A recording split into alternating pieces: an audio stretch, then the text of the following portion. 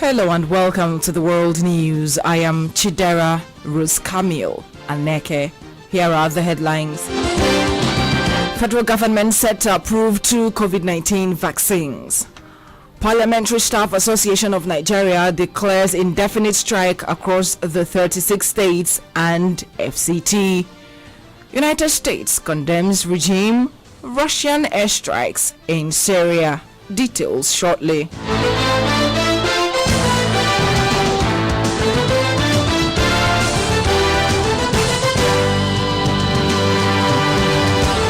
Chairman of the Presidential Task Force on COVID-19, Boss Mustafa, says that Nigerian scientists had produced at least 2 local COVID-19 vaccines. He said the vaccines were currently awaiting clinical trials and certification before it will become useful in the fight against COVID-19. According to the PTF chairman, it was a significant milestone and the research was a welcome development that will open a new vista in scientific breakthroughs and boost the morale and image of the medical industry in the country. He therefore called on all relevant agencies to provide the required support and enabling environment for the smooth conduct of the remaining protocols for the certification of these vaccines with a view to encouraging and motivating other researchers.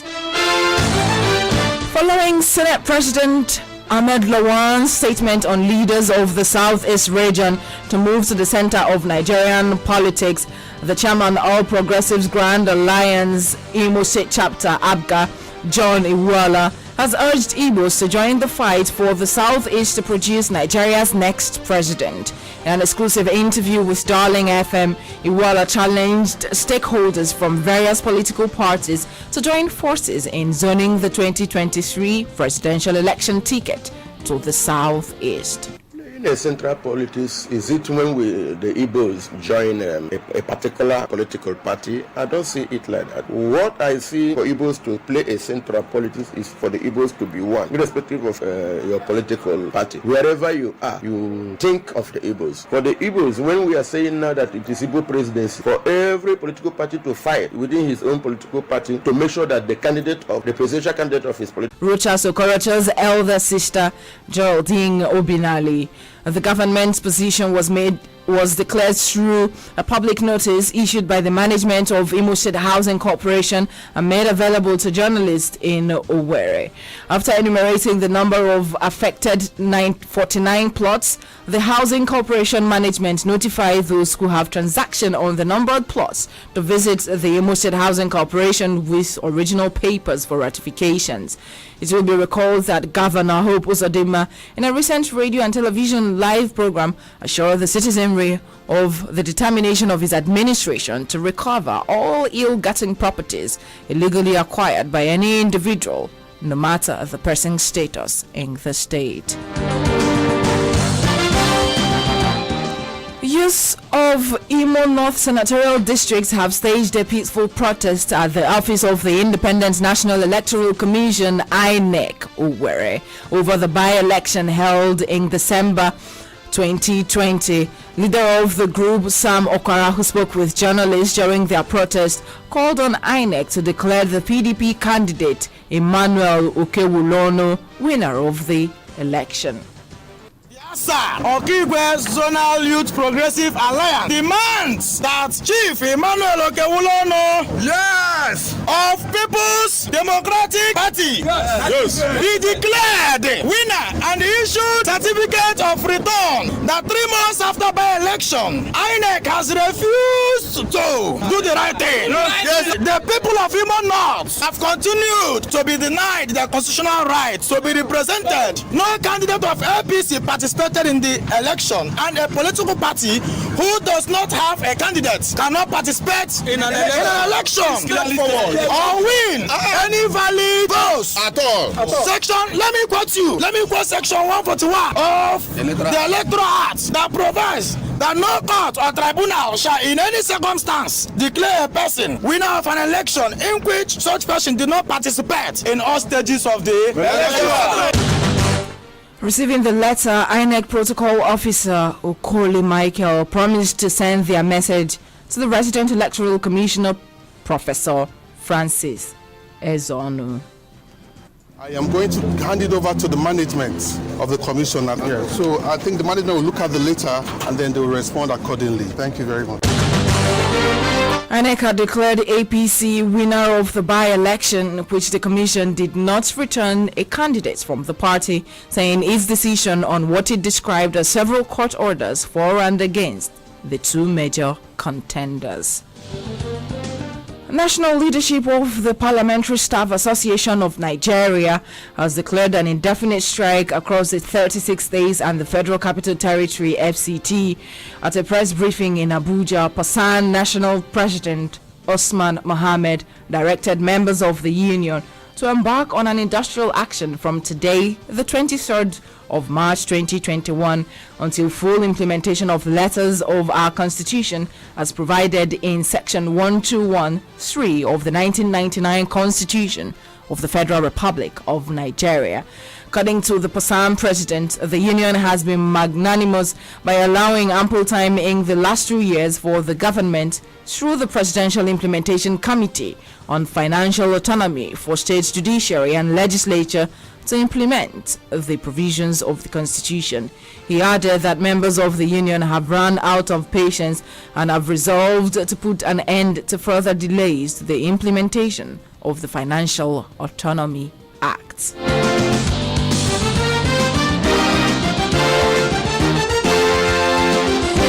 Chairman, Nigerians in Diaspora Commission Abike Dabiri Erewa has congratulated Abia for being the first state to pass a bill to establish a Diaspora Commission. This is contained in a statement issued by Head Media and Public Relations of NITCOM, Abdul Rahman Balogun. The bill, known as the Abians in Diaspora Commission and Other Matters Bill, was sponsored by Mike Ukoho, a minority whip member representing Arochukwu constituency.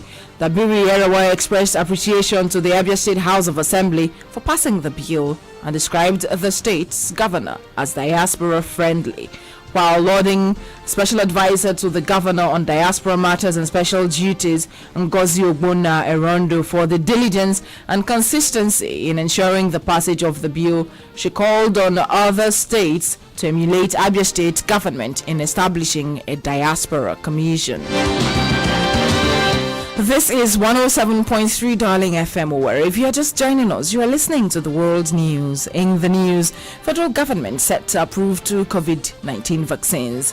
Parliamentary Staff Association of Nigeria declares indefinite strike across the 36 states and FCT. Still to come, United States condemns regime Russian airstrikes in Syria. Still ahead is business and entertainment. Stay tuned. Missed any of the developing stories during the week? Do you want to get up to speed with the news? Tune in to the People's Radio 107.3 Darling FM at noon every Saturday for the Week in Review. The Week in Review, reminding you of the week's stories today.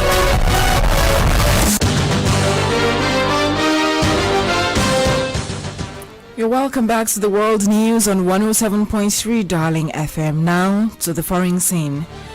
United States has condemned a wave of Russian and Syrian regime airstrikes that targeted a hospital and killed several civilians over the weekend. The State Department spokesman Ned Price said the coordinates of Al-Tareb Surgical Hospital had previously been shared with a United Nations entity intended to prevent attacks on civilian infrastructure. The hospital was struck by artillery shelling, injuring 5 staff and killing 6 patients, including a child, according to the Syrian American Medical Society. It was also noted that additional Russia airstrikes on the Al-Bar border crossing with Turkey killed 1 civilian and injured 2 others. The State Department spokesman called for a nationwide ceasefire. In business, Central Bank of Nigeria, CBN, has released the list of 47 international money transfer operators approved to receive foreign exchange remittances from diaspora Nigerians. According to the list posted On the bank's website, 17 of the IMTOs were based in the United Kingdom, 14 in Lagos, 8 in the United States of America, 3 in Abuja, 2 in Senegal, and 1 each in Ibadan, Morocco, and Belgium. The CBN recently banned unauthorized international money transfer operators from such transactions, warning that it will apply severe sanctions against them if violated. CBN also came up with a new policy to force IMTOs and money deposit banks to pay recipients of remittances in foreign currencies rather than the naira, adding that the IMTOs and banks has been shortchanging remittances beneficiaries as they gave them less naira equivalents of their foreign exchange sent to them by Nigerians in the diaspora.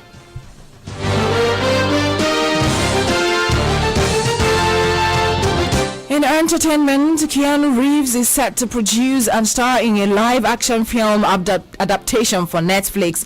The 56-year-old actor has joined forces with the streaming giant to make a movie based around Rosecamille, the comic book created by the Hollywood star.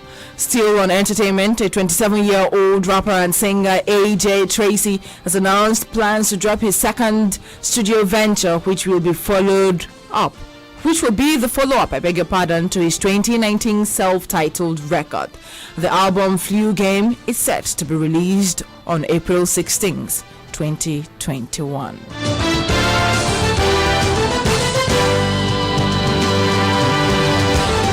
And that's the world news as produced by Uchoma Sophia Afolabi. You can reach our news desk for coverage and eyewitness report on 0818-732-5104 or send an email to darlingfmnews@gmail.com. You can also listen to Darling FM from anywhere in the world. Go to www.darlingfm.ng and click to listen. Stay safe and don't forget to wash your hands regularly with soap under running water. I am Chidera, Rosecamille, Aneke. News update is at 5 p.m. Good afternoon.